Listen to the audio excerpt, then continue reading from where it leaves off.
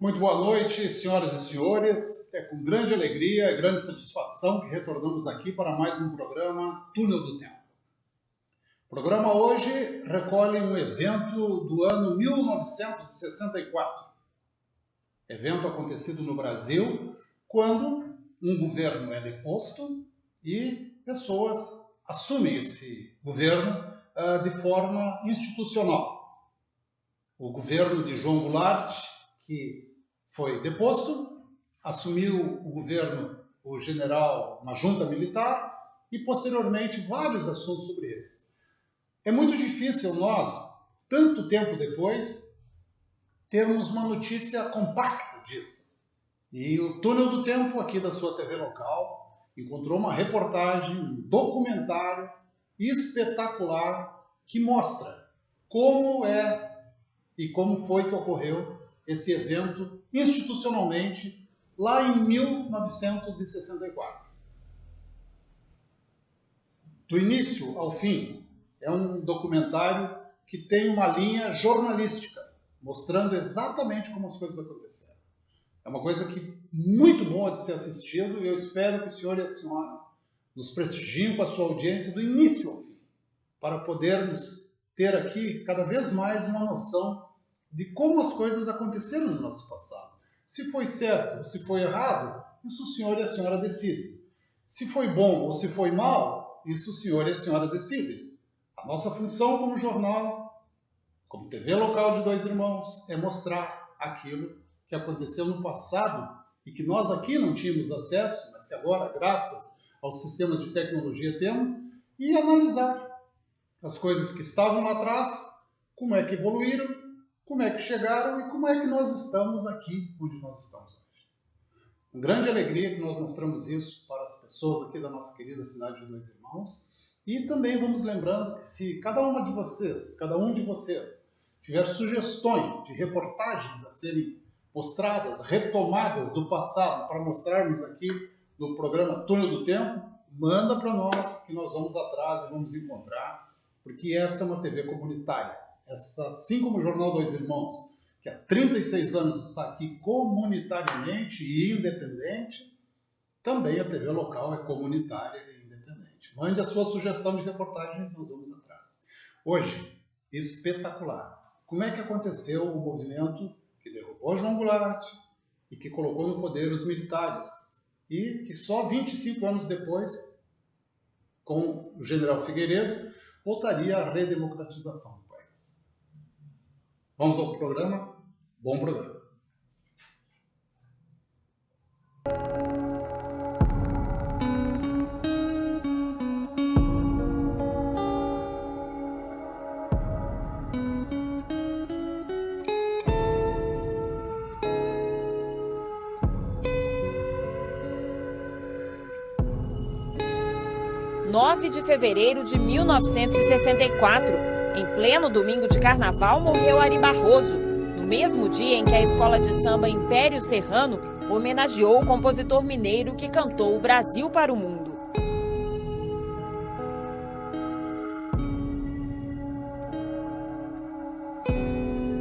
Alegria e tristeza, choque de emoções que o Brasil vivia também em outros campos, na economia, na política, na sociedade. O clima era completamente conturbado, porque há meses já que o Brasil estava dividido de alto a baixo. Em crise e um momento de radicalização política e ideológica muito grande, seguindo, na verdade, o que acontecia em toda a América Latina. Inflação de 75%, conflitos no campo, greves, manifestações sindicais e estudantis, luta anticomunista, calorosos debates políticos. Foram assim os 40 dias que antecederam a histórica Semana Santa de 64. Golpes não eram novidade na política brasileira. De 45 a 64 foram várias tentativas. João Goulart enfrentou resistências desde o início. Para tomar posse após a renúncia de Jânio Quadros, o vice-presidente teve que aceitar o parlamentarismo e dividir o comando com o primeiro-ministro nomeado pelo Congresso.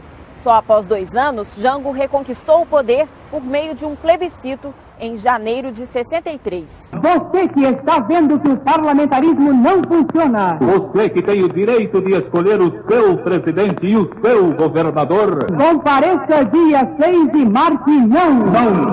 Não. O país assistia a discursos e episódios cada vez mais extremistas. Era uma luta radicalizada dos dois lados, da esquerda e da direita, né? O governo João Goulart foi um governo muito perturbado. Não pôde administrar praticamente. Entre os militares, a gota d'água para apoiar o golpe foram revoltas nas Forças Armadas. Em setembro de 63, sargentos se rebelaram pelo direito de serem eleitos. Tomaram prédios públicos. Em Brasília, cercaram o Congresso, mas acabaram anistiados pelo presidente João Goulart.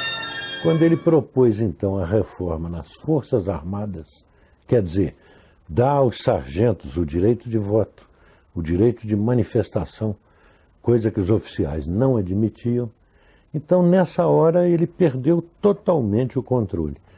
Jango pediu ao Congresso autorização para governar em estado de sítio. O estado de sítio significa a suspensão das garantias regulares, as garantias constitucionais regulares, e amplia o poder do executivo. Isso tudo ajuda a construir um caldo de cultura desfavorável à própria democracia e a ampliação da desconfiança recíproca entre esquerda e direita. Mas sem apoio, o presidente retirou o projeto e buscou o respaldo sindical e popular. No comício de 13 de março de 64, anunciou as reformas de base para 250 mil pessoas na Central do Brasil. O governo reafirma seus propósitos inabaláveis de lutar com todas as suas forças pela reforma da sociedade brasileira. Foram propostas concretas, eu diria arrojadas, no sentido de que ia na contramão do que pensava o Congresso e do que pensavam as forças reacionárias que tinham uma maior expressão no Brasil. Não apenas pela reforma agrária, mas pela reforma tributária, pela reforma eleitoral ampla, pelo voto do analfabeto, pela elegibilidade de todos os brasileiros. Quis fazer tudo de uma vez só.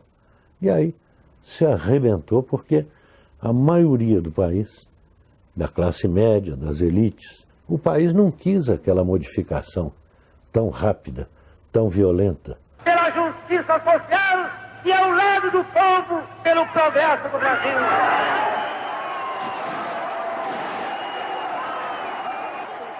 Eram reformas num país atrasado do ponto de vista social. Se você imaginar o que era o campo naquela época, você se envergonha. Não eram cidadãos, eram párias. Eram pessoas esmagadas pelos grandes proprietários.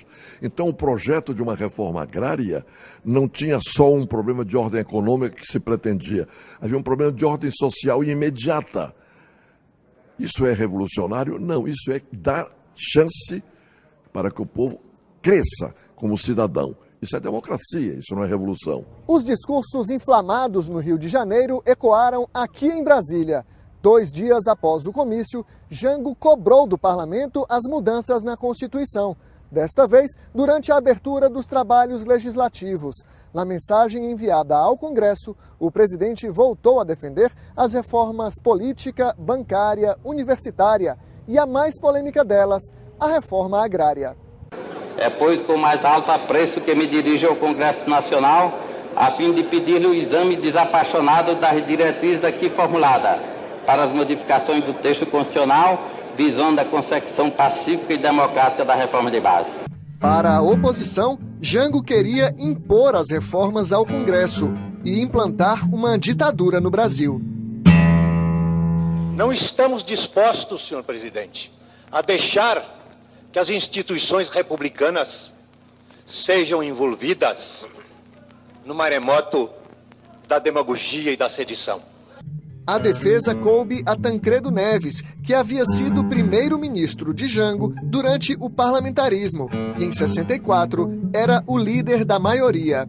O que faz Sua Excelência é sugerir modificações e, todas as vezes que o faz, submete a sua sugestão à alta sabedoria e à alta soberania do Congresso Nacional. O presidente do Congresso, senador Moura Andrade, deixou clara a tensão entre os poderes legislativo e executivo e mandou um recado explícito para João Goulart. Para a desordem, para o desrespeito aos princípios mais puros e mais válidos do regime, ninguém poderá contar conosco. Estamos decididos a interromper as causas de tantas incompreensões na vida brasileira, entre elas a marcha do comunismo. 2 semanas depois, Moura Andrade divulgaria um manifesto para romper com o governo e pedir a intervenção das Forças Armadas.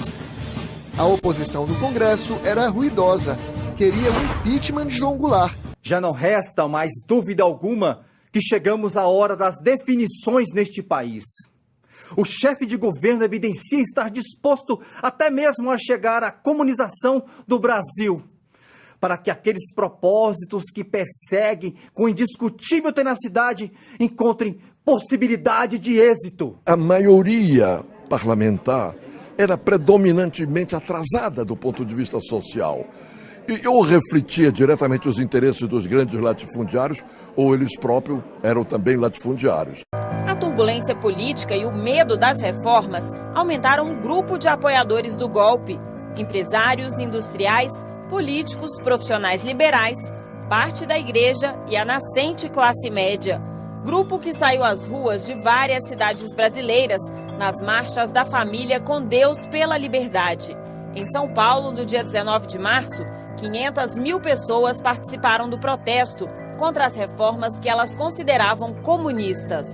Nos dias que antecederam ao 31 de março, era muito comum nas cidades brasileiras, das maiores até as menores, as aulas serem suspensas nas escolas, os alunos, as crianças serem levadas para as igrejas e, junto com as suas professoras, rezar o terço.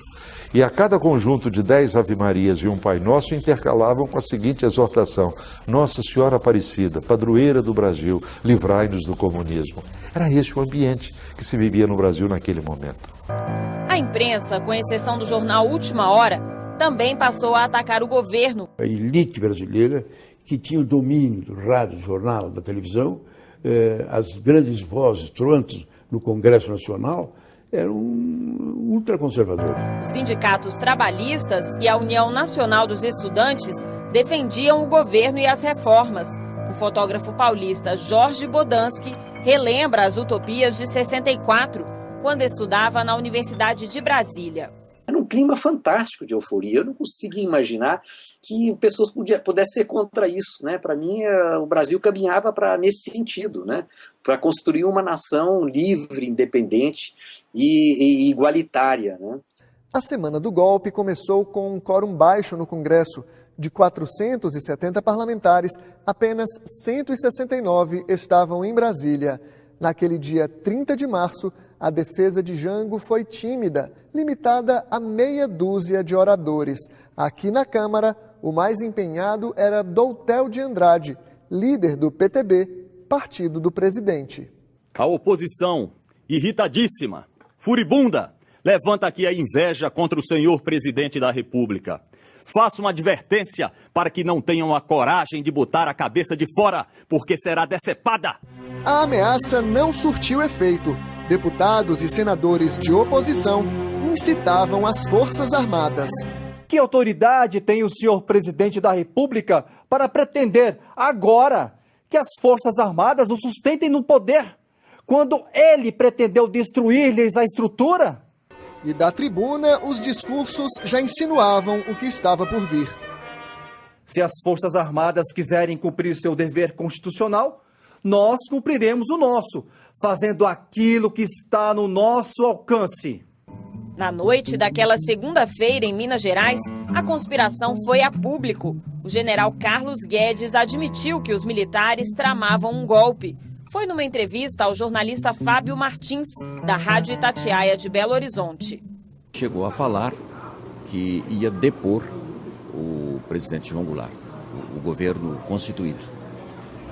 Bom, a cidade estava já sendo tomada nos postos de gasolina, O ambiente era muito tenso. Carlos Guedes e outros comandantes militares estavam indignados com a revolta dos fuzileiros navais. Os marinheiros exigiam direitos como a liberdade de se organizar e de casar sem pedir permissão para os superiores.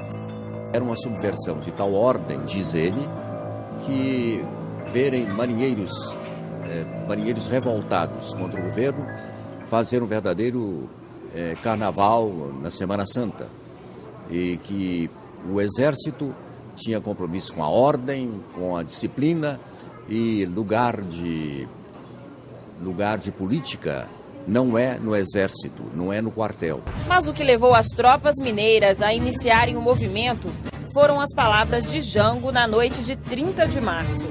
Enganam-se redondamente aqueles que imaginam que as forças da reação serão capazes de destruir o mandato que é do povo brasileiro. O discurso a militares de baixa patente no Automóvel Clube do Rio de Janeiro foi o último de Jango como presidente do Brasil.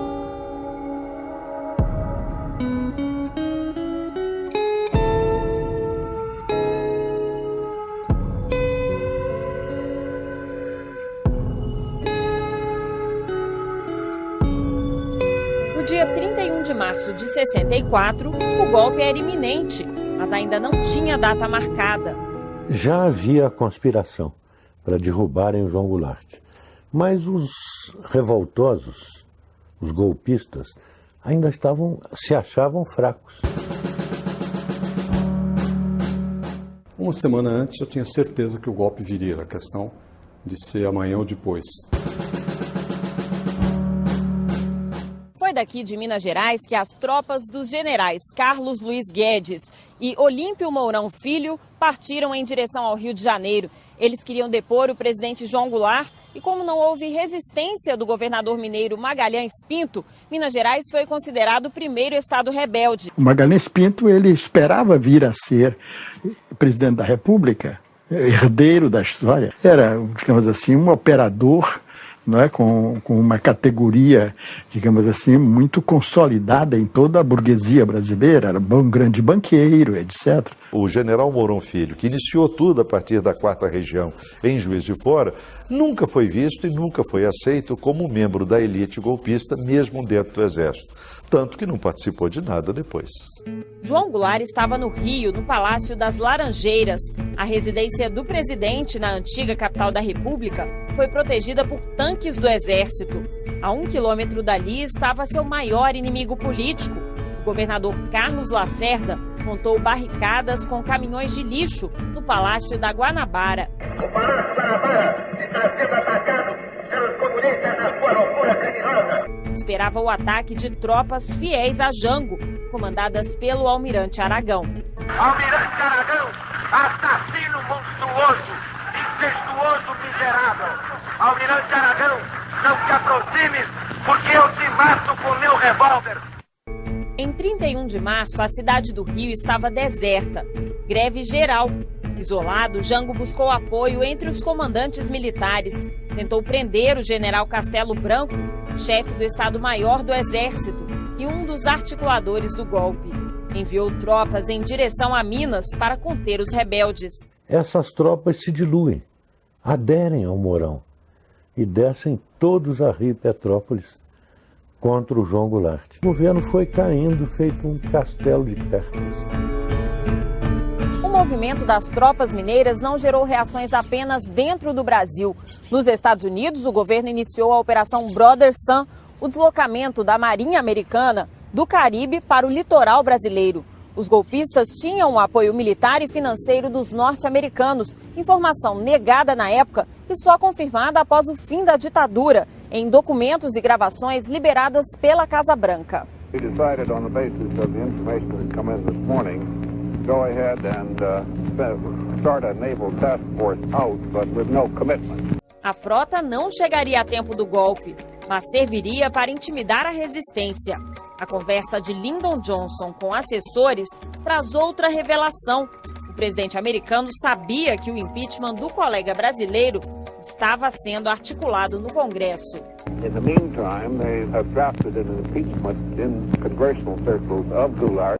O golpe foram os americanos. Não percam tempo imaginando que foi um confronto nacional. Houve o confronto nacional. Mas quem cria o golpe são os Estados Unidos no centro da Guerra Fria. Os Estados Unidos manipularam tudo, criaram a conspiração, estavam prontos para invadir, inclusive, o país à mão armada, como hoje está provado.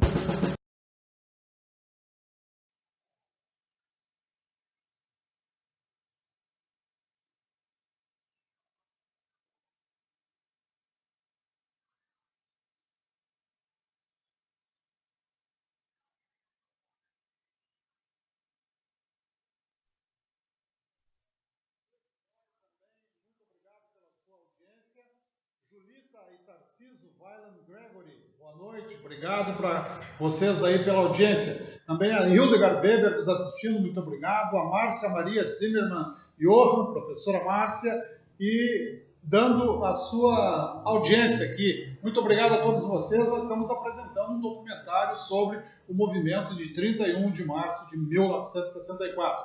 Seguimos aí com a nossa documentário neste programa Túnel do Tempo. Com o golpe em andamento, a oposição no Congresso passou a defender abertamente a interferência militar.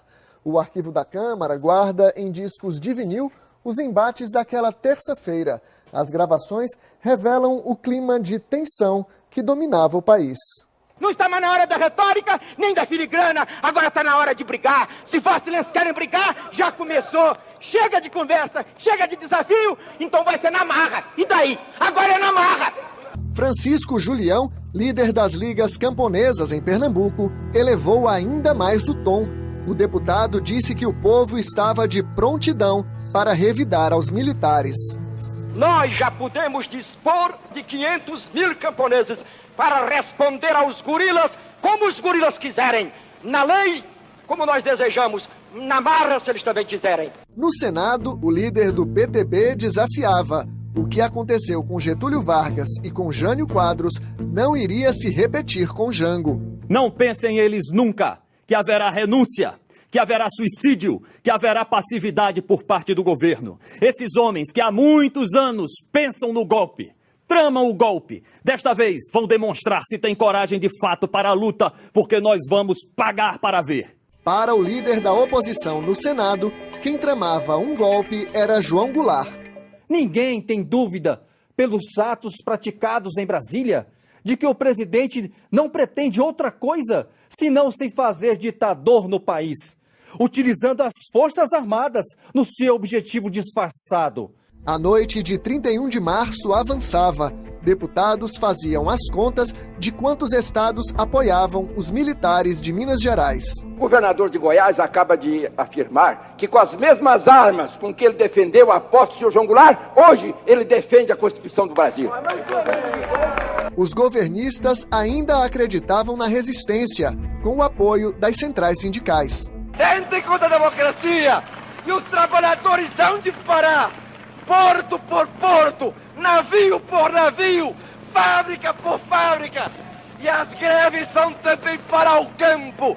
E contavam com a força de militares fiéis ao presidente. A Rádio Nacional acaba de divulgar uma declaração oficial de Sua Excelência, o senhor general Amaury Cruel, declarando-se fiel ao governo federal e à legalidade. Mas a reação não se confirmou. Se ele, o presidente João Goulart, decretasse ilegal o Comando Geral dos Trabalhadores, que era a grande central sindical da época, e perseguisse os comunistas, né, ele, Amaury Cruel, garantiria João Goulart na presidência da República. E o Goulart nega, porque se ele aceitasse isso, ele seria um homem tutelado pelas Forças Armadas. Amaury Cruel, que era amigo de Jango e havia sido ministro da Guerra, aderiu ao golpe poucas horas depois. A oposição ironizava o isolamento dos governistas. Pediram o povo nas ruas e o povo está nas ruas. O povo sim, não o povo mastigado como chiclete na boca dos demagogos, mas o povo que sofre, o povo que é esmagado. Passava da meia-noite. Lá fora, as tropas golpistas e legalistas não trocaram um tiro. No plenário, deflagrou uma guerra retórica e o governista Doutel de Andrade calou o opositor Arnaldo Cerdeira. Quero apenas lembrar a Vossa Excelência que passada meia-noite já é 1º de abril. É isso que eu ia dizer. Vossa Excelência vai nos dar o 1º de abril.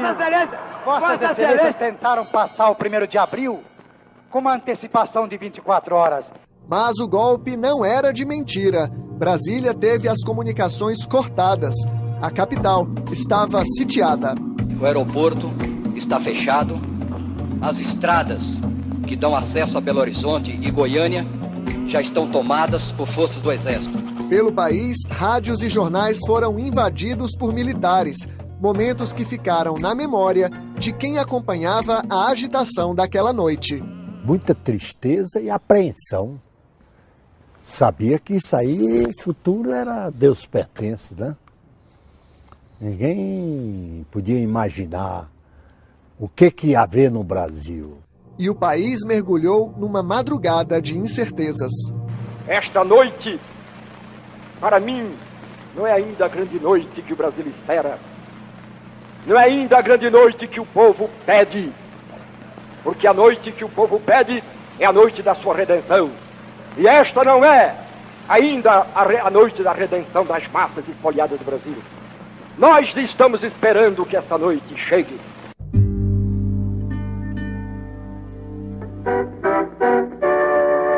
O segundo exército manter-se-á fiel à Constituição e tudo fará no sentido da manutenção dos poderes constituídos, da ordem e da tranquilidade. O Exército dormiu janguista no dia 31 de março e acordou revolucionário no 1º de abril. A frase do general Cordeiro de Farias traduz a rápida adesão dos militares do Rio e de São Paulo ao movimento golpista. O movimento ele se torna-se definido do lado dos golpistas no dia 1º. E é aí que essas tropas aderem, quer dizer, passam para o lado do Mourão, e Mourão então está descendo para o Rio de Janeiro, continua descendo para Guanabara com tropas profissionalizadas.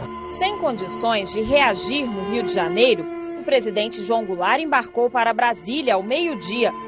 Na capital federal, movimento intenso no Congresso.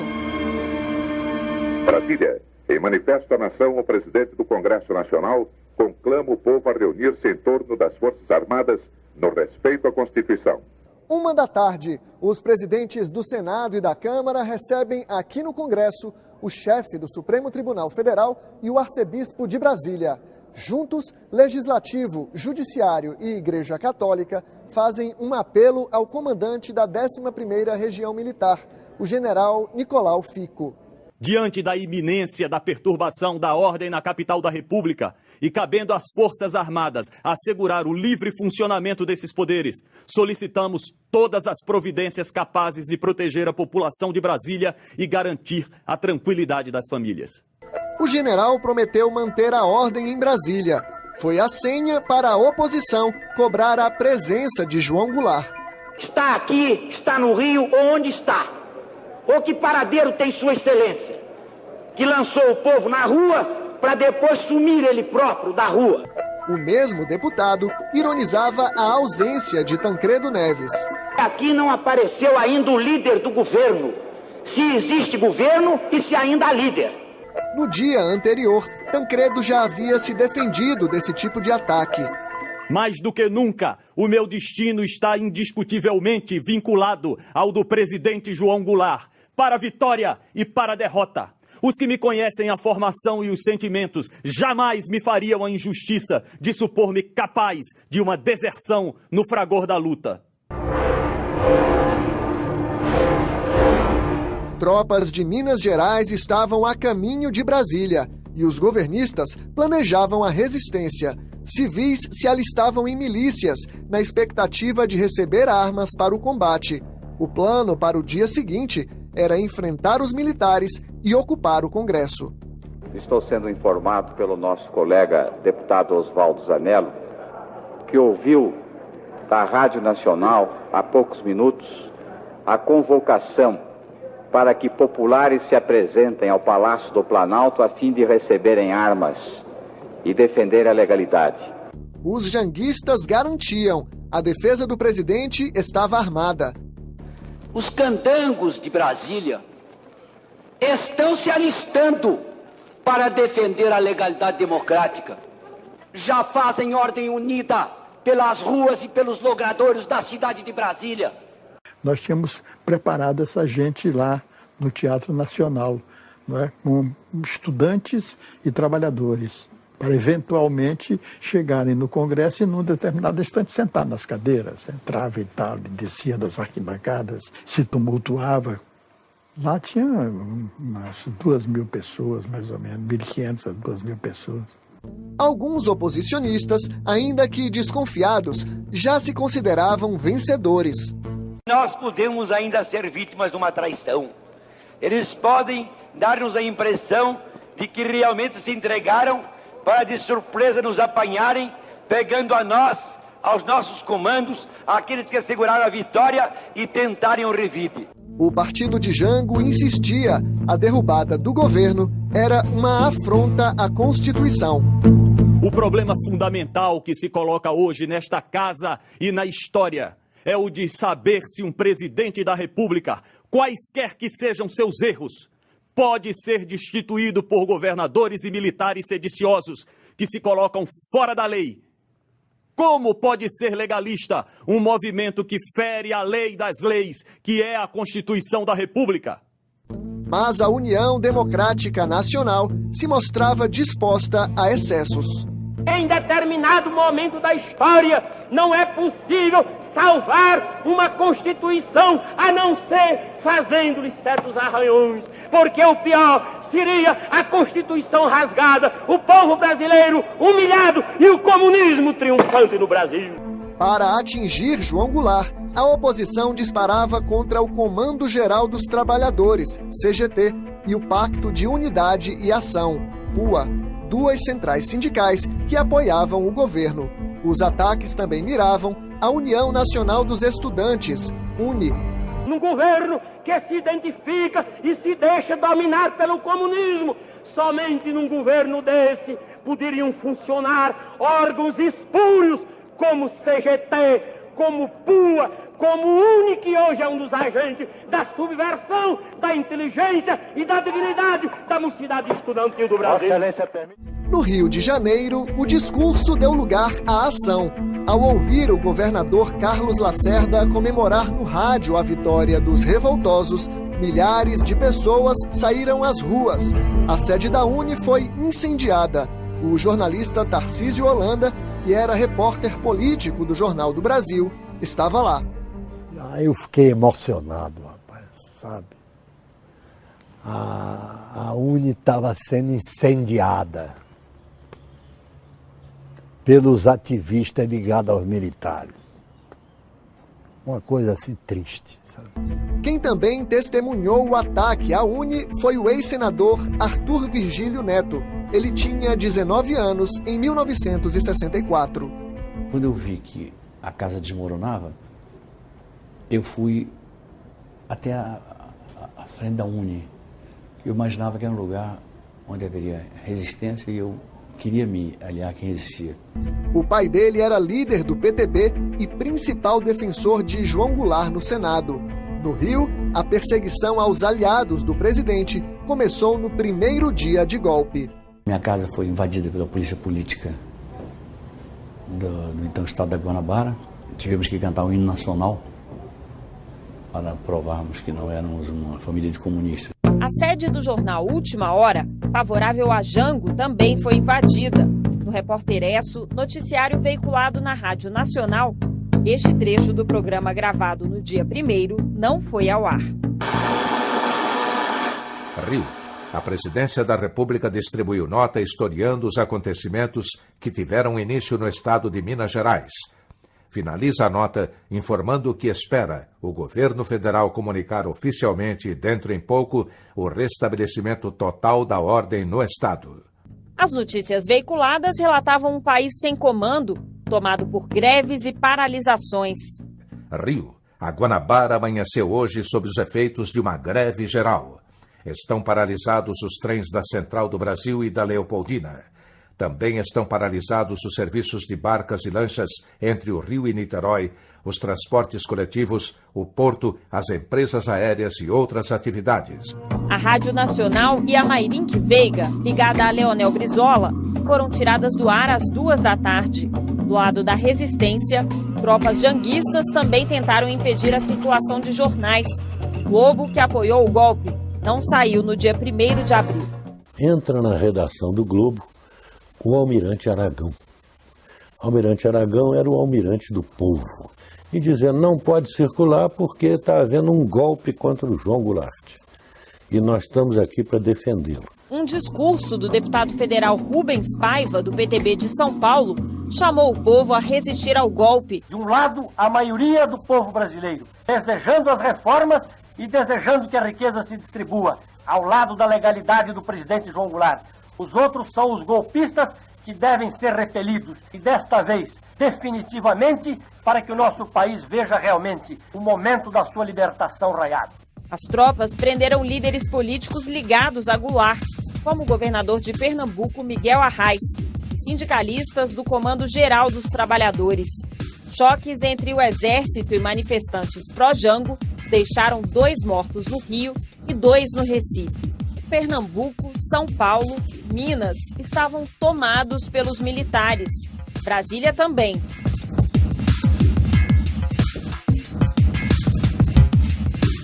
Às 11h30 da noite, o gaúcho João Goulart deixou a capital federal em direção a Porto Alegre, Rio Grande do Sul. O presidente João Goulart, na reta final, tinha contra ele os 4 comandos militares do país. O general Cruel, o general não sei das quantas em Pernambuco, o 4º Exército. Num certo instante, na reta final, o comandante do 1º Exército e 2/3 do 3º Exército. Enquanto isso, a oposição se articulava no Congresso para o que seria o tiro de misericórdia, declarar vaga a presidência da República. E Deus queira que nesta sessão extraordinária aqui estejamos para reconduzir o Poder Executivo àquilo que a Constituição determina, quer dizer, decretando o impedimento de quem moralmente está impedido há muito tempo de governar este país.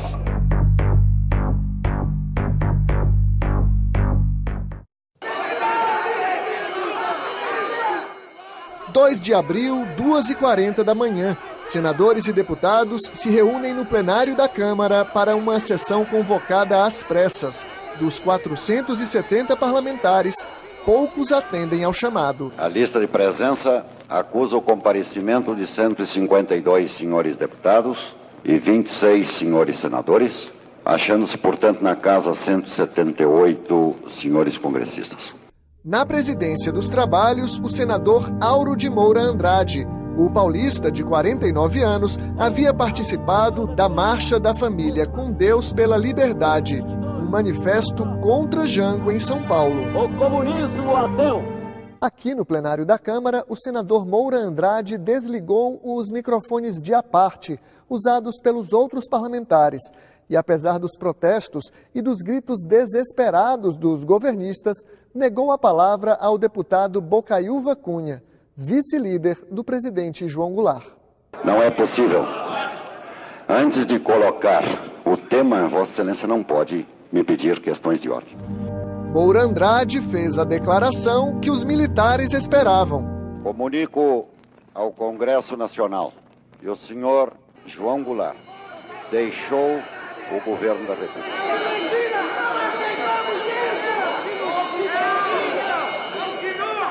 Em determinado instante, o deputado Totel de Andrade, era o líder do governo na Câmara, entra no Palácio do Planalto, vão declarar que o presidente da República saiu do país. Aí voltei na mesa, né? E aí faço a comunicação. O presidente da República se afastou de Brasília em direção ao Rio Grande do Sul e disse a Daci, assina aqui. Eu sou consultor-geral da República, não posso assinar esse negócio. Você que tem que assinar como ministro da Casa Civil. Darcy Ribeiro mandou um ofício ao presidente do Congresso. O senhor presidente da República incumbiu-me de comunicar a Vossa Excelência que, em virtude dos acontecimentos nacionais das últimas horas, decidiu viajar para o Rio Grande do Sul.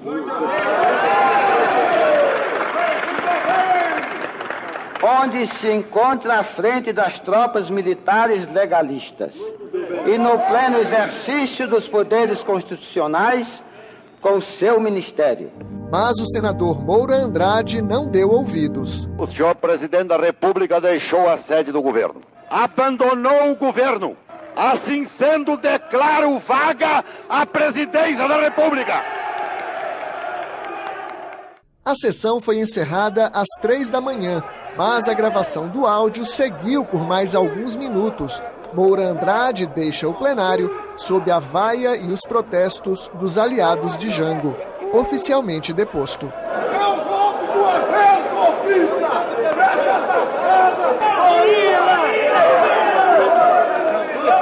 O Auro Moura Andrade, com o apoio de vários parlamentares, não é, conservadores, de direita, mas sobretudo da UDN, ele dá um golpe. Institucionalmente falando, juridicamente falando, foi a legitimação do golpe.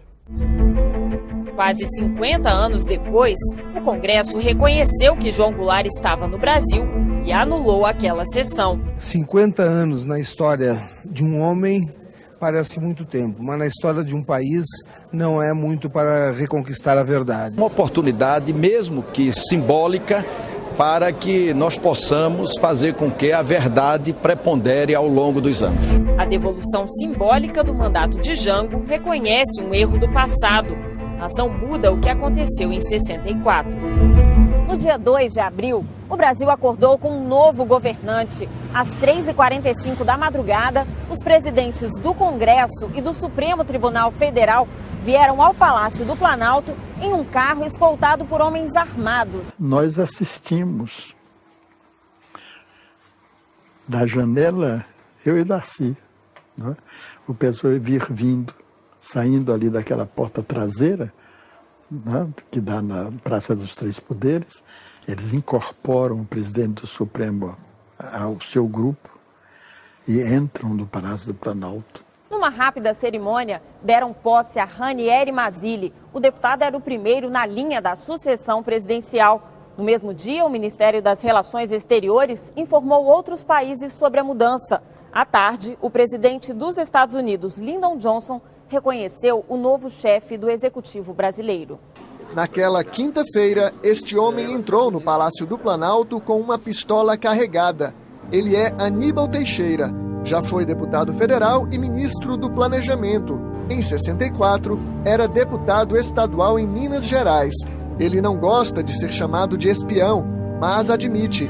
Recolheu informações decisivas para os militares deflagrarem o golpe contra João Goulart. Eu fazia a parte de informação e contra-informação. Eu fazia um desenho com pesquisa de como estava o empresariado, como estava a própria imprensa, para poder dar as dimensões do que poderia vir a ser esse movimento. Aníbal trabalhava para o general Carlos Guedes. O comandante da infantaria em Belo Horizonte queria ter certeza de que a tropa de 1.600 homens a caminho de Brasília não seria recebida a bala por milícias fiéis a Jango. Eu posei aqui clandestinamente, sem uma coisa assim, vim ao Congresso, tive contato aqui com Mazzilli, com outras lideranças.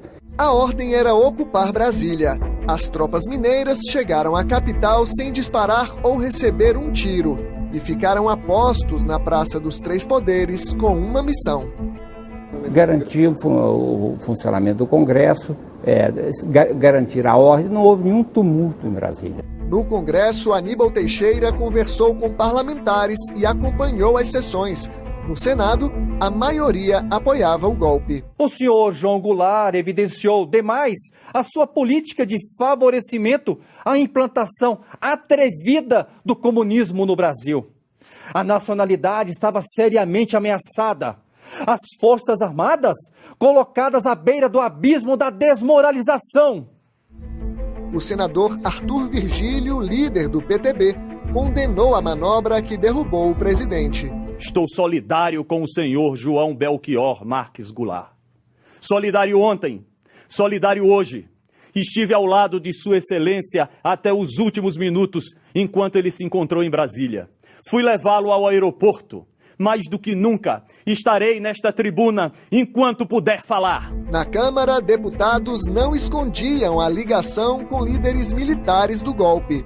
Acabo de ter comunicação telefônica com o senhor general Humberto Castelo Branco, que me avisou que no momento todo o movimento do Rio Grande do Sul foi acabado. Em Porto Alegre, Leonel Brizola incitava a população a resistir e defender João Goulart. Leonel de Moura Brizola assume um papel, e hoje isso é inegável, de verdadeiro incendiário.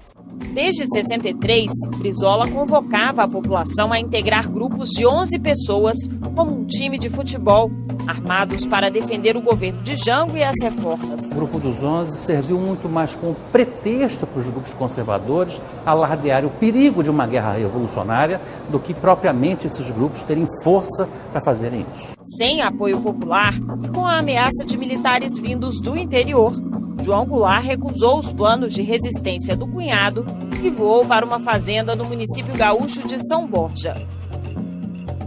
O presidente João Goulart não quis resistir. Ele não queria que houvesse derramamento de sangue. O João Goulart cai, ainda com enorme apoio popular. Aí me pergunto, e por que não resistiu? Porque ele tinha um canivete contra metralhadoras e canhões. Não dava para ser herói de fantasia. Ele percebeu que aquela resistência redundaria no fracasso, não é? Sobretudo pelo apoio norte-americano, e que isso iria dar início à guerra civil. Na Câmara, Tancredo Neves renunciou à liderança do governo. A defesa de João Goulart coube ao deputado Sérgio Magalhães, que denunciou: a caça às bruxas começava a varrer o país. O deputado Neiva Moreira, o deputado Marcos da Costa Santos, o deputado Eloy Dutra estão presos, provando já a arbitrariedade e o abuso de um regime de exceção que se instalou. A Universidade de Brasília também foi alvo dos militares. A UNB tinha sido criada em 62 e idealizada por intelectuais como Anísio Teixeira e Darcy Ribeiro, chefe da Casa Civil de Jango. A universidade era um símbolo das ideias de esquerda. Eles entraram, invadiram a universidade, prenderam professores, bateram em professores e alunos, entraram com caminhões para retirar os livros da biblioteca que eles achavam que eram livros de esquerda. Os estudantes de Brasília tentaram resistir. Jorge Bodansky participou e registrou os protestos. A gente estava educado para tomar o poder e não para entregar o poder para os militares, né? Foram 55 horas de ação militar no país, com tanques e metralhadoras a postos, mas não houve combates. Na hora que um gesto de força se levanta contra o Goulart, não tem ninguém para defendê-lo. No Rio de Janeiro, a população saiu às ruas, mas foi para comemorar. A Marcha da Família, com Deus pela Liberdade, na ex-capital da República, reuniu quase 1 milhão de pessoas. O Brasil inteiro aceitou aquela mudança do regime. Iam acabar as greves, ia acabar aquela apreensão total. Aceitaram os militares. No Congresso, os vencedores também comemoraram a queda de João Goulart. A exemplo do que ocorreu na Guanabara, também na Paraíba ontem, se realizaram diferentes manifestações em quase todas as cidades do estado de aplauso em virtude da queda do ex-presidente João Goulart. Do outro lado, a preocupação de parlamentares contrários ao golpe. Há mesmo um clima de terror, um clima de violência, um clima de ameaças que já paira inclusive sobre este plenário. Os jornais de hoje já publicam a relação de 40 senhores deputados escolhidos para serem expulsos mediante cassação de mandato. A degola veio uma semana depois, com o ato institucional assinado por uma junta militar. O Comando Supremo da Revolução passou por cima da autoridade do Congresso, cassou 40 deputados e senadores e convocou o parlamento para, no dia seguinte, indicar um novo presidente da República. Na eleição indireta, venceu Humberto de Alencar Castelo Branco, um dos líderes do golpe, e o destino de 79 milhões de brasileiros ficou na mão de um general eleito por 361 pessoas. Caminharemos para a frente com a segurança de que o remédio para os malefícios da extrema esquerda não será o nascimento de uma direita reacionária. Quando Castelo Branco tomou posse, o presidente deposto já tinha se exilado com a família no Uruguai. Lá, João Goulart recebeu a notícia da cassação de seus direitos políticos no primeiro ato institucional. Hoje, acho que os grandes defeitos da democracia brasileira, muitos deles foram gerados naquele período em que o Brasil ficou sem os seus líderes. Foi uma tragédia que realmente cavou um fosso profundo na nossa história e impediu brutalmente um processo de transformações que estava sendo gerado. Jango morreu no exílio sem nunca regressar ao Brasil.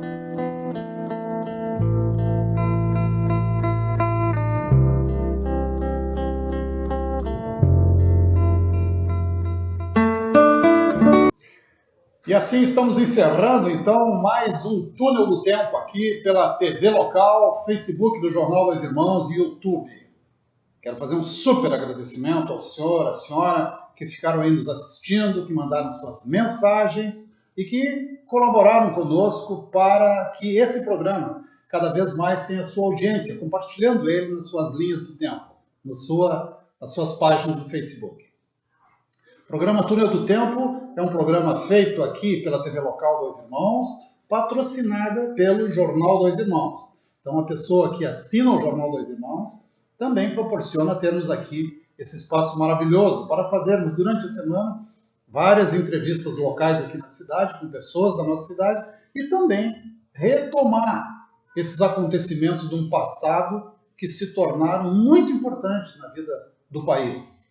Uns que a gente gosta, outros que a gente não gosta, mas que estão lá, que aconteceram e que têm hoje, passadas décadas, 20, 30, 40, 50 anos, têm hoje a capacidade de nos dar um norte, uma baliza de como as coisas aconteceram e como chegaram até onde nós estamos hoje. Pensando no passado, ponderando isso com agora, podemos olhar para um amanhã mais tranquilo, mais alegre, e esperamos todos um amanhã mais feliz. Muito obrigado pela sua audiência, que Deus abençoe a cada um de nós e até a próxima oportunidade aqui com o programa Túnel do Tempo.